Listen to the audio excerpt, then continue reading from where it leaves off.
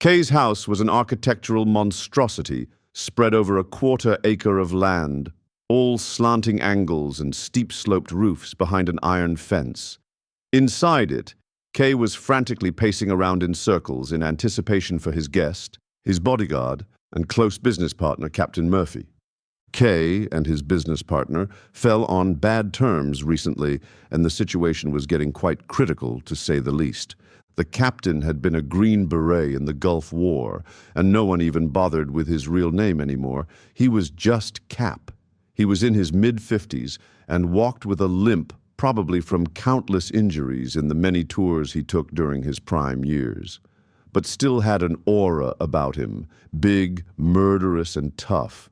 Kay, slim-built in his mid-30s, scruffy and nervous-looking, was no physical match for Cap, and he knew it. His only option was peace. He lays out a bottle of scotch with 2 glasses and even cheese and crackers in case Cap becomes slightly famished. He plays orchestra on low volume in the background on vinyl to further the ambiance, to create a calm atmosphere. The goal in his mind is to lull Cap into a false sense of security, if he can. Finally, Cap appears to be pulling up to the private driveway and into the garage of Kay's home. Kay had never been more anxious in his life.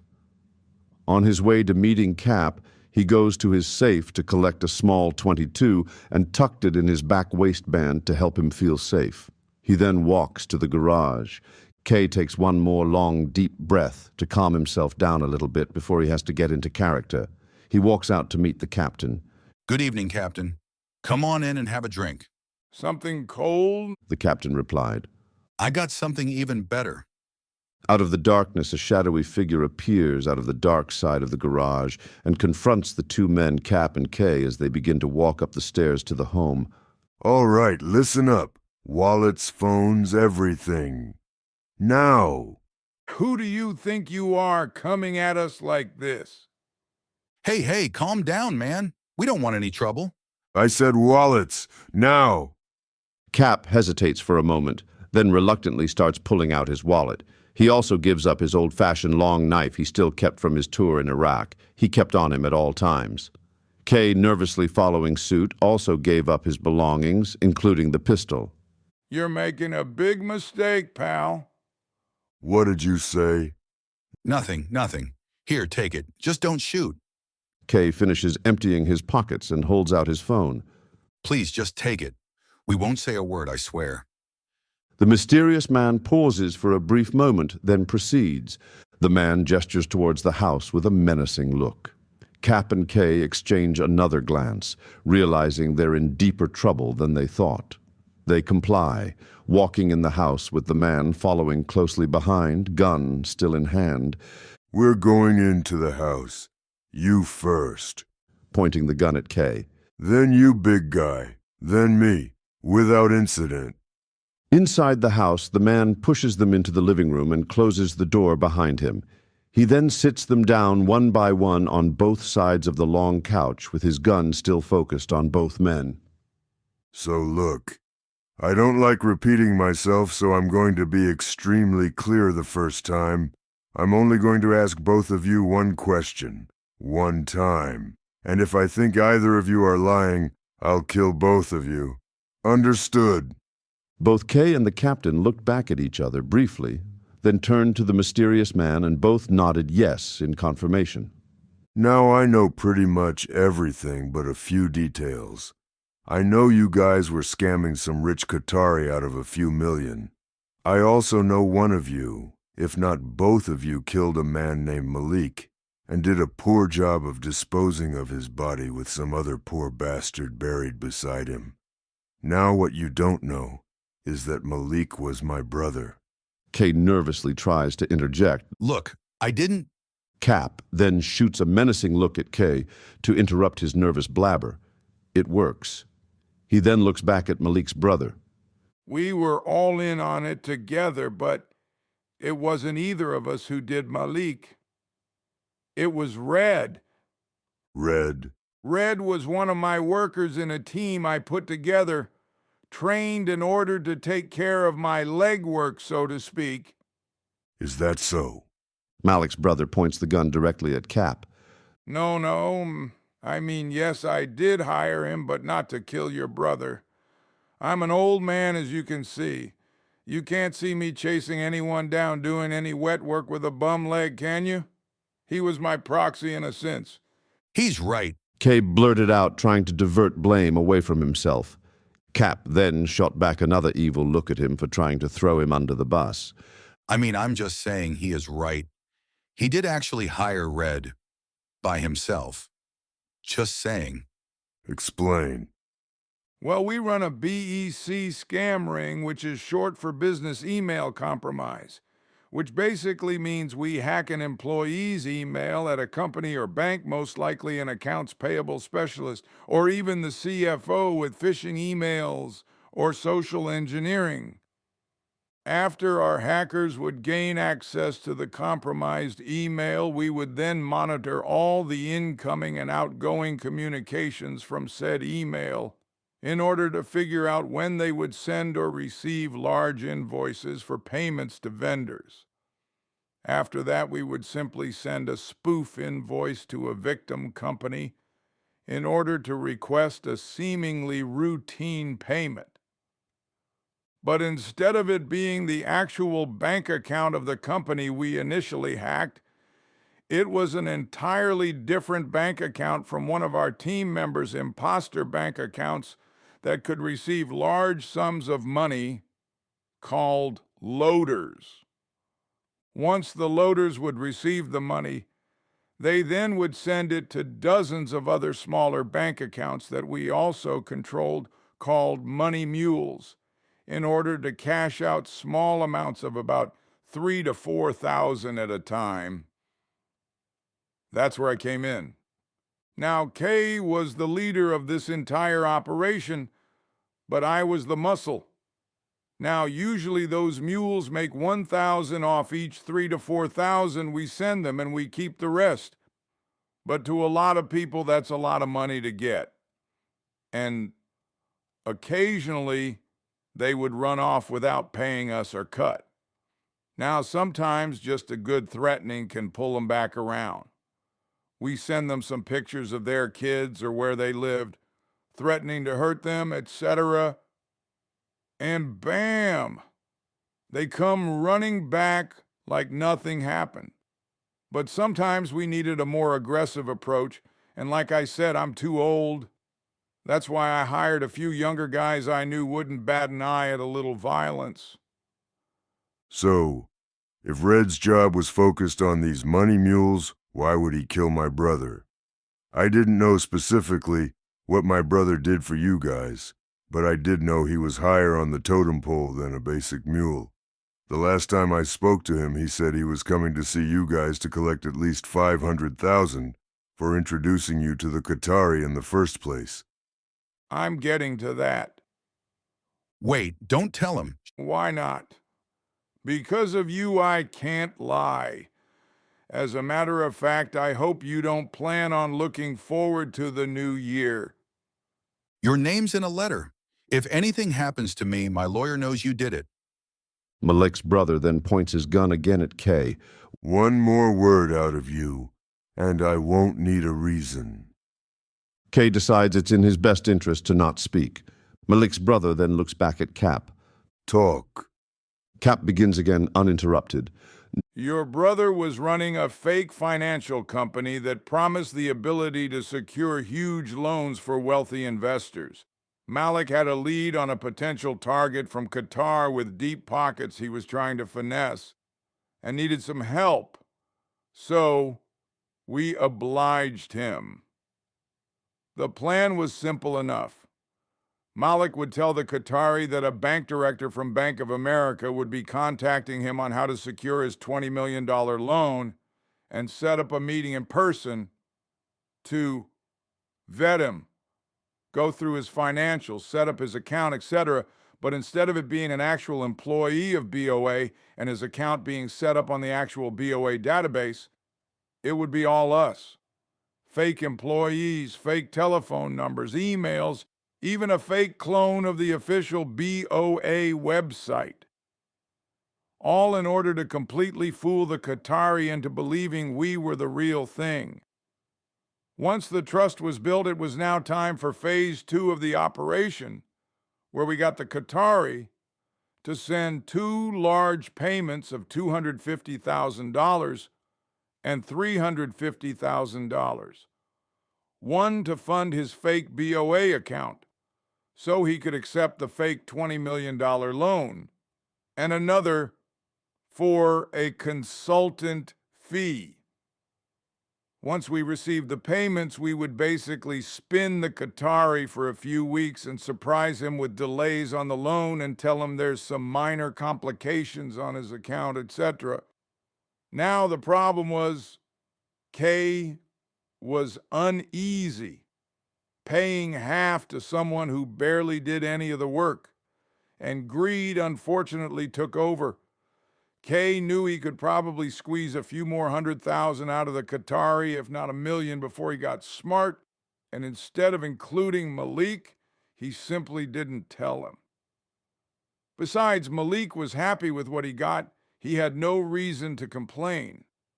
Ironically, the hacker who built all the fake websites and phone numbers, Vincent, felt cheated as well.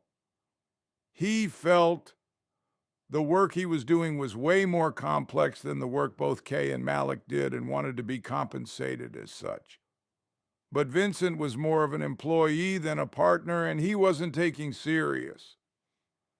So Vincent told Malik about the double cross from Kay and threatened to kamikaze the whole operation with the Qatari if he didn't get his worth. Miraculously, through the gift of gab, Kay managed to get both Vincent and Kay to the table and promised to pay Vincent a bonus and cut Malik in on the extra $1 million that he was scamming from the Qatari. But instead of meeting up with them with bags of cash, they met Red. I told Kay after the last incident we had, leading to a shooting outside a bank in broad daylight, that we couldn't afford any more bloodshed because it was just getting too crazy.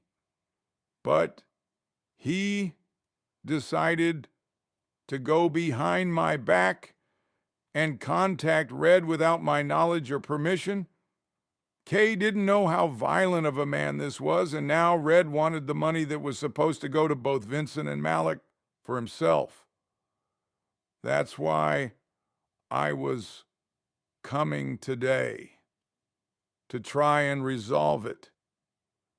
He is a goddamn liar. You can't just expect me to just take this bullshit. I never knew he would kill Malik, I swear. I told Red to deliver the money like we agreed, not kill him. Hey, bet you still have the cash we bagged up. You were supposed to pay him in your safe. If you never planned to kill him, why didn't you give Red the cash to give to him before the hit? Kay stunned to silence. Where's the safe? Kay doesn't answer. Malik's brother shoots Kay and hits his forearm. He then falls to the floor, screaming like a wounded animal. The safe. Kay keeps howling, barely able to breathe through the pain. I'll shoot your knee next time. I heard it's a hell of a lot worse. Kay gasps, finally mumbling. The print, the Van Gogh. Please don't shoot me again. Malik's brother motions to the captain. Turn around, face the wall. Cap does it. Malik's brother then turns back to Kay. Now open the safe. I'm bleeding out. Malik's brother forces the gun into Kay's bullet wound. Now you're bleeding. Open it! Kay stumbles up at first, fumbling at the safe's dial. The third try, it clicks. He pulls out the stacks of money labeled with his brother's name. I swear I didn't mean to kill him. It was already way too late to beg. Malik's brother shot him again, this time not in the arm. Malik's brother then turns to the captain. Where do I find Red?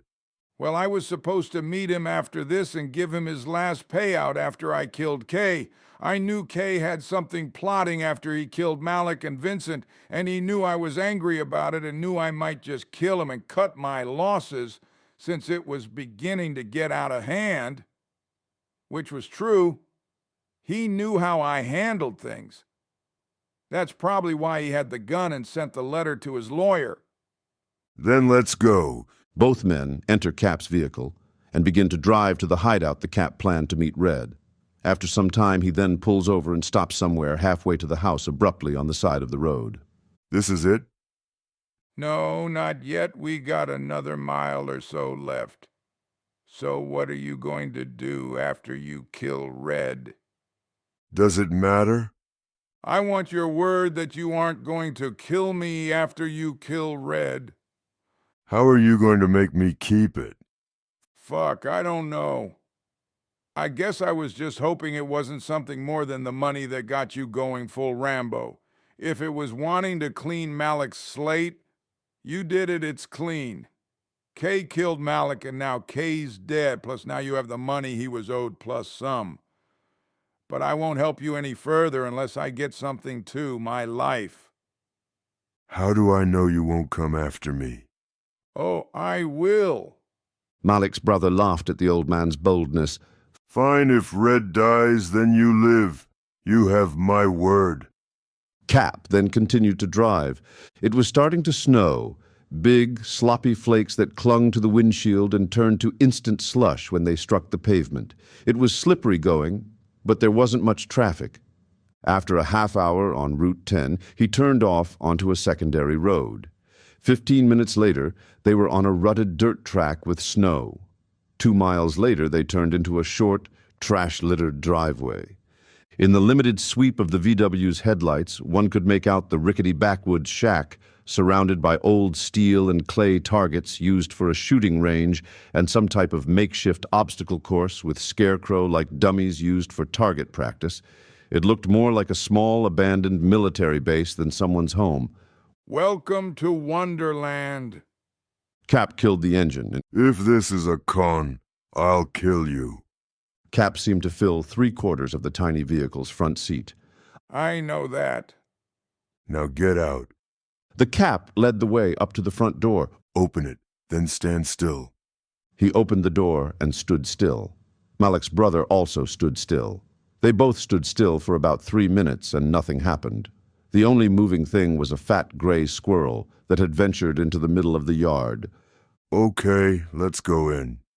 They both walk into the home past the living room with nothing but military memorabilia and old training equipment. You want a tour? Or can I rest my legs? Malik's brother motions towards some chairs and they both sit and wait. Cap reaches in his desk and pulls out some tobacco to roll and something heavy to drink. So when exactly is Red supposed to be here?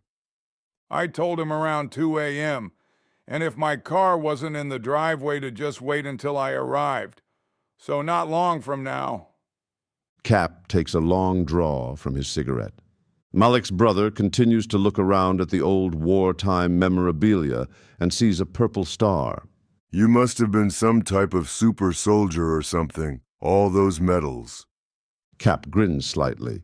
He then takes a slow sip from his glass. You ever hear of shock and awe? Yeah, I mean Desert Storm, right? It was like Blitzkrieg but with airstrikes. Cap nods slowly, his eyes narrowing as he drifts into the memory. Yeah, that's what they called it, but you don't know the half of it. See, shock and awe wasn't just some strategy, it was a weapon to break the enemy's will. We were the first wave, the ones who set the stage. You think it's all about planes dropping bombs or tanks rolling over sand dunes? We were the ones who had to make sure the shock hit deep. We'd infiltrate deep into their territory, long before the real airstrikes came in to make them believe we were everywhere. We'd hit fast, hit hard, force them to think their entire army was crumbling under the weight of an unstoppable force. You ever seen the kind of fear that makes grown men freeze in their tracks? Not just fear of dying, but fear of not knowing if they're going to die. That's what we did. We tore their minds apart before the bombs even hit. We'd show up in places they weren't expecting. We'd disappear before they could even fight back. By the time the real airstrikes came, It was already over for them. Their entire command structure was shot to hell. Their morale was shattered. They were running scared, and they didn't even know who was hunting them. Malik's brother just stared at him wide-eyed for a brief moment. For a second, fear entered his mind, and he could barely shake the chill creeping up his spine. Jesus. Well, that's quite a picture. Good thing you're retired. I'm going to keep my promise. Consider yourself lucky. Now out in the other room. What are you going to do? See that you stay in one place for a while. Move. They went out into the main room, a nifty little parade of two. The Cap stood underneath the naked light bulb, his shoulders hunched, anticipating the gun barrel that was going to groove his head very shortly. Malik's brother was just lifting the gun to shoot him when the lights blinked out. Then the shack was suddenly pitch black. Malik's brother threw himself against the wall, not knowing where he was in the room. The Cap was already gone like a cool breeze. You could hear the thump and tumble of newspapers as he hit the floor in a flat dive. Then silence, utter and complete silence. The place was a mausoleum in which 1,000 dim tombstones loomed, and the captain knew every one of them. Somewhere in the dark, the captain was moving in on Malik's brother. He knew the place like the back of his hand. There wasn't a sound, not even a squeaking board, not a foot scrape. Malik's brother could feel him getting closer and closer. Then, a flash. A beam slices through the window. It catches the Cap, frozen in the light, eyes glowing. He's got a knife in his hand, only a few feet away from Malik's brother. Red. All of a sudden, a large caliber pistol fired behind the flashlight beam, and Malik's brother pulled the trigger also out of pure reflex. The captain was thrown back against the wall with force enough to knock him out of one of his boots. Malik's brother was also hit, but only barely. The flashlight snapped off. Malik's brother fired one shot at the window, but hit only glass.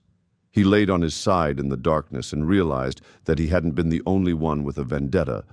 There were 12 rounds of ammunition back in the car, but there was only one left in the gun. Malik's brother night vision had started to kick in, and now he had a pretty good picture of the room in his head. He got up in a crouch and ran, stepping over Cap's sprawled legs and into the corner. He got into the bathtub and poked his eyes up over the edge. There was no sound, none at all. He waited. Then the light nicked on again, this time in the bedroom window. Malik's brother ducked his head when it glared through the doorway. It probed briefly and clicked off. Suddenly there was a voice just outside the door.